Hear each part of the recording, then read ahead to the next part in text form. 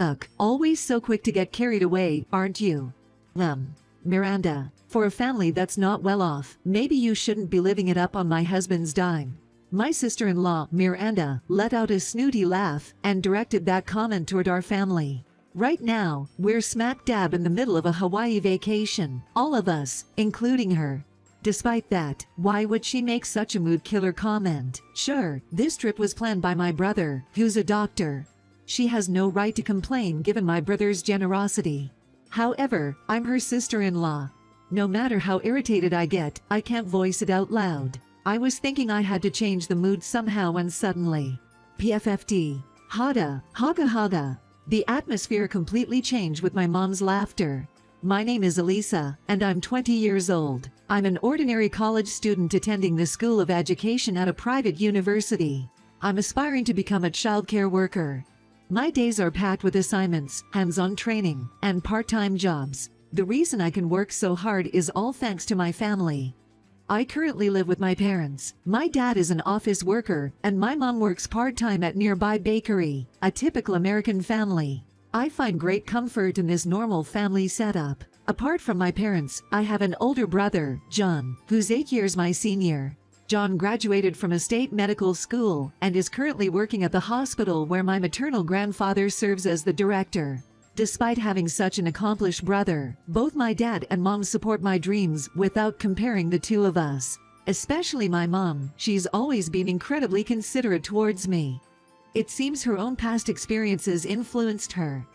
One day, my mom told me, "You know, Elisa, it doesn't matter if your family is successful. My dad was a doctor too, but I went to culinary school after high school. Didn't you ever consider taking over Grandpa's practice?" Darlin, I was never interested in being a doctor. The responsibility of people's lives was just too much for me. She chuckled. "But you were an only child. Maybe Grandpa secretly wanted you to." Maybe so. But it's my life, right? And now, with John being a doctor, everything turned out okay. My father's just happy that one of his grandchildren has followed in the footsteps. I guess that's true. I don't think Mom ever intended to slight my grandfather. She chose happiness in her own way, which was marrying my father rather than taking over the family practice. Now that John's become a doctor and works at Grandpa's hospital, there's no worry about a successor. It makes me realize my mom has been through a lot. Because of her experiences, she's so supportive of me. Normally, with a brother who's a doctor, there would be some expectations on me.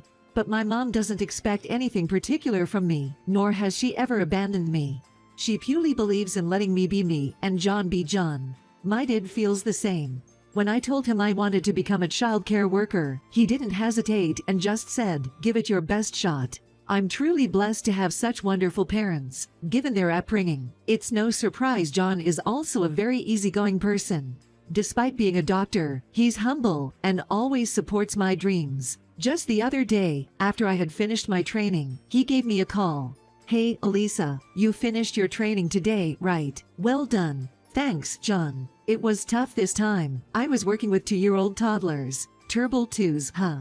It's amazing how you handle multiple kids at once. I genuinely respect that. Come on, what you do, taking care of people's lives, is way more impressive. You think? It feels a bit awkward getting a compliment from my little sis, Haga. Stop being so shy. Thanks for the call. You bet. We'll hang out soon." Suddenly, from the other end, a chilly voice asked, "Who are you talking to?" Ignoring the voice, John hurriedly said, "Catch you later," and hung up. That voice belonged to Miranda, John's wife. It seems she doesn't like him talking on the phone. There have been times when I hear her voice in the background while talking to John. Whenever she speaks up, he immediately ends the call. It's easy to imagine how she might be domineering towards him. I've always wondered why someone as kind as John married Miranda. Needless to say, I'm not fond of my sister-in-law. From the very first time she visited our home for introductions, my impression of her was terrible. Back then, it was just me, John, and her at home since my parents hadn't returned. As soon as John stepped out, she turned on me. "What's your name again?" "Do, nice to meet you." "I'm Elisa, John's sister." "Haga, that's hilarious. John is quite a handsome guy, but you look nothing like that, huh?" "LOL, what? Elisa, right. Which university?" Surely a state university and aiming to become a doctor like John. Ma, no, I'm at a private university, aiming to be a preschool teacher. As soon as I said that, her eyes widened in surprise. What, a preschool teacher? She exclaimed. She covered her mouth with her hand, feigning surprise. Whoa, I'm shocked. How does the sister of a doctor end up wanting to be a preschool teacher? LOL, what do you mean by that? Exactly what I said, LOL. Your parents must feel so sorry. They've got a brilliant son, and then there's you wanting to be a preschool teacher. LOL, that's not true. My parents fully support my dream. Wahahada. Seriously, you really think they're supporting you? No way, right? LOL, what? They just have low expectations for you. As long as they have the brilliant John, that's all that matters to them. LOL. That's not true. She hurled these harsh words casually, and I struggled to find a response. When John returned to the living room, she reverted to her cold fiancé demeanor. After that, when Mom and Dad came home and greetings were exchanged, she remained aloof, and most of the conversation was with John. My brother must really like Miranda because he praised her by saying, "She's incredibly kind."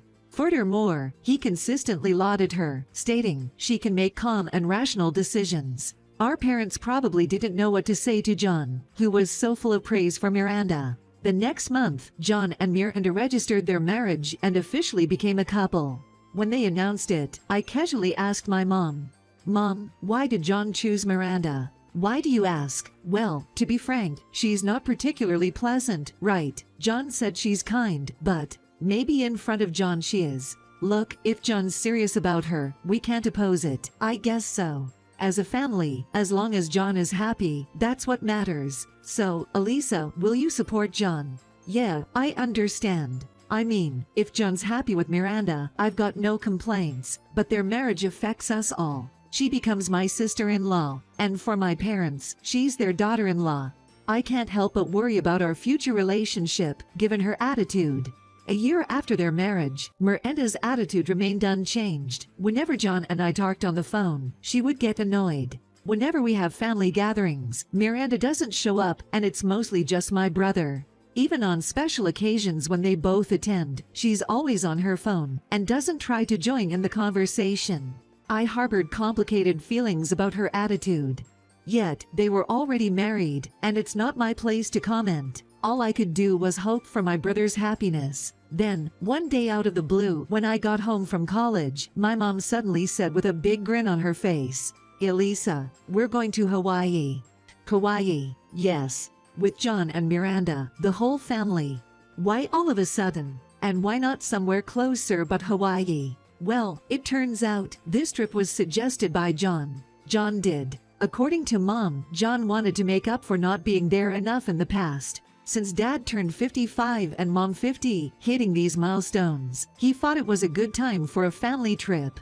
That's when my parents suggested, if we're going, we'd all like to go together. And that's how we reached this decision. After hearing the plan, I voiced the question that was troubling me the most to my mom. I mean, I'm excited about going to Hawaii, but isn't Miranda going to have an issue with all of us going together? You'd think so, right? But she seemed surprisingly on board with it, saying, "I'd love to go to Hawaii." Really? Miranda has always wanted to visit Hawaii. Since she said yes, let's all enjoy it together. Right, sounds good.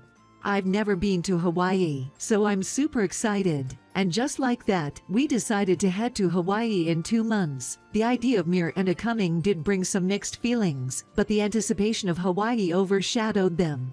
2 months later, we met up with John and Miranda at the airport and boarded our flight. While my parents and I sat next to each other, John and Miranda had seats way in the back. For this trip, from the flight to the accommodation, my brother made all the reservations. So, it was clear that their seats being apart from ours was intentional. I bet Miranda had insisted on it. At the airport, she only talked to my brother and didn't even greet us. In her mind, it was strictly a vacation with her husband. Both my dad and mom noticed Miranda's attitude, but they didn't show it and seemed to be thoroughly enjoying the trip. My mom even told John, "Why don't you two go sightseeing on your own?" Thanks to my mom's suggestion, I was able to enjoy the trip without worrying about my sister-in-law. But then, an incident occurred. That evening, after returning from sightseeing, my parents and I met up with John and Miranda. At dinner in our hotel, Miranda only spoke to my brother, as usual. My brother, looking somewhat troubled, tried to strike up a conversation with me. "Hey, Elisa, how's it? This is your first time in Hawaii, right?" "No." "Yay. I've only seen it on TV, so it's really amazing to be here." "That's good to hear. I'm glad we chose Hawaii. Thanks for suggesting this trip, John. I'm having such a blast." "Yay, but this trip was." It was when my brother started to speak. Miranda let out a sarcastic humph and glared at me. There was a momentary silence due to her reaction. Then, Miranda said mockingly, "Ugh, always so quick to get carried away, aren't you?" Miranda, don't call me by my name. WH, why are you saying that? Excuse me. Why would I want to be close to a sister in training to be a preschool teacher, a father who's an office worker, and a mother who works part-time? I only need John. Hold on, that's not fair. For a family that's not well off, maybe you shouldn't be living it up on my husband's dime. In that moment, anger and shock froze my farts. I couldn't find words to counter what she said. It's not that I couldn't respond. I was just so taken aback that I didn't know what to say. It seemed my dad and John felt the same. They just stared, mouths agape, at Miranda, who was chuckling. Suddenly, my mom burst into laughter. PFFT, ha, Mom. Oh, sorry. It's just too funny. I couldn't help it. LOL. Looking at my mom, who was holding her stomach while laughing, Miranda's face darkened instantly. She must have been really upset as she snapped at my mom. Excuse me. What's so funny? I'm sorry, Miranda dear. Oh, my stomach hurts from laughing. Ick. Riding on someone else's dime to come on this trip and you act like this. Well, maybe I'll just head back then. LOL. What? My mom stood up, signaling to my dad and me, "Let's go." Though surprised at my mom's nonchalance, we followed her lead and left the table. Miranda looked somewhat disgruntled, but it seemed she was fine with us leaving. She didn't say anything as we left, but the next moment, John suddenly stood up, raising his voice at Miranda. "Hey, that was way out of line." "What?" "John. Apologize. To Mom, to my family." I had never seen this side of John before. He was always at Miranda's beck and call, but now he was livid. Maybe she was rattled by this, as Miranda looked tense and desperate. "Hold on, John, what's gotten into you? You always have my back. I've always supported you because you were my choice. But I've reached my limit. I can't deal with a self-centered woman like you anymore." "Why? Why all of a sudden?" "It's obvious. Our trip was possible thanks to Mom." "What?" "Originally, I intended to cover the trip expenses for the whole family. But Mom paid for everyone here, including our expenses." "No way, your mom did." That was news even to me. John had claimed to pay for everyone, but apparently my mother had told him, "I'll pay, but keep it a secret from others." Even my father, who was usually with her, believed John had covered the trip and was just as shocked by this revelation. Miranda, lost for words, heard John land the final blow. "Thanks to the mom you always mocked, I got the job at the current hospital. And because of that, even you live a comfortable life, you know." "What? What do you mean? Why are you mentioning your mom there? Have you forgotten already? The head of the hospital where I work is my mom's dad." "No. You're lying. I knew it. I always felt you weren't interested in my family. You never really listened, did you? You just wanted to marry a doctor like me, didn't you?" "No, that's not true. I mean, yes, I wanted a better life, but that doesn't mean I disregarded you, John." Miranda reached out, but John pushed her hand away with force. He glared at her with intense anger, cold as ice. "Don't kid with me. I didn't marry you to be used. I was a fool to get married, deceived by your gold-digging ways. But I genuinely loved you, Miranda, yet you insult my precious family." Wait, John, I promise, from now on It's too late. Even if you change now, your spiteful nature won't. I have no intention of spending my life with someone who looks down on my dear family.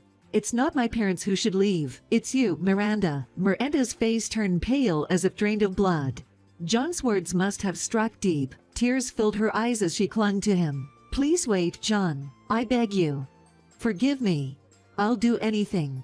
However, John's expression remained unchanged. Without hurling abuses or dismissing her, he just stared coldly. Unable to bear John's cold demeanor any longer, the next day, Miranda left the country alone. Later on, I heard they got a divorce. It was on the condition that she'd never show her face to John again. There would be no asset division, and it would be as if she had never hurled insults at us. Yet, Miranda's obsession with John was alarming. She reportedly even showed up at his workplace. In the end, John had to contact the police, and a restraining order was issued against Miranda. Now, under the watchful eyes of her parents, I've heard she's living a reclusive life. It seems we won't be seeing her anymore. Our parents, too, appear relieved. The happiness of a family is what a family desires the most indeed, an event that made us realize that once again.